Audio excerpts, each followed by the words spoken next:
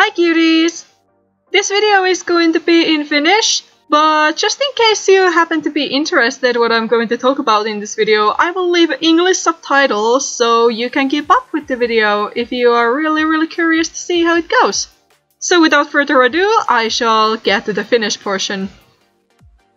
Hei vaan kaikille suomalaisille! Niin kuin varmaan monet osaa jo arvatakin tämän videon otsikosta, Hypecon taas lähestyy kovaa vauhtia ja niin kuin viime vuonnakin, olen tänäkin vuonna myös tavattavissa siellä Taidekujalla. Heille, jotka eivät tiedä, Hypecon on anime- ja mangaan perustuva tapahtuma, joka järjestetään Hyvinkäällä 13. toukokuuta. Tapahtuma on ikärajaton ja pääsymaksuton, eli sinne on ilmaista tulla pyörimään ja katselemaan vähän ympärilleen. He, jotka eivät ole olleet koneessa ennen, voin suositella tätä konia lämpimästi ensimmäiseksi konikokemukseksi, koska se oli minulle ensimmäinen. Hypecon siis järjestetään Hyvinkäällä ja se alkaa kello 10 ja päättyy kello 9 illalla.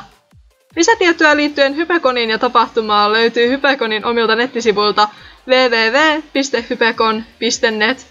Linkki kyseiseen nettisivustoon löytyy myös tämän videon kuvauksesta, joten sieltä kannattaa käydä klikkaamassa ja lukemassa lisää infoa liittyen tapahtumaan ja mitä kaikkea muuta siellä on.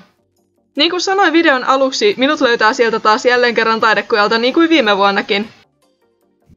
Tulen olemaan Taidekujalla koko tapahtuman ajan aina kello 10 kello 8 asti illalla. Joten jos näette minua Taidekujalla, tulkaa ihmeessä moikkaamaan ja vaihtamaan pari sanaa kanssani.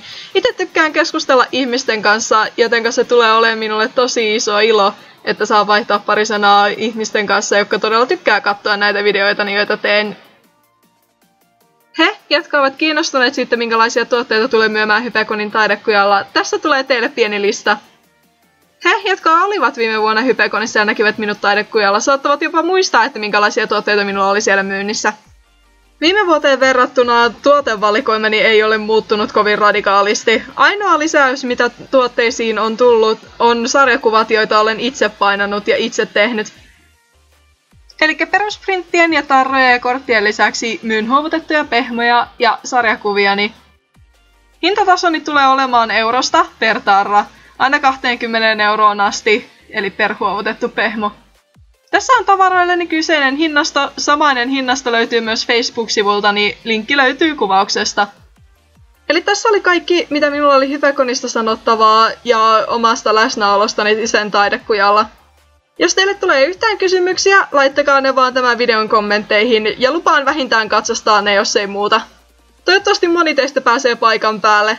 He, jotka olivat myös viime vuonna tapahtumassa, toivon myös näkeväni teitäkin.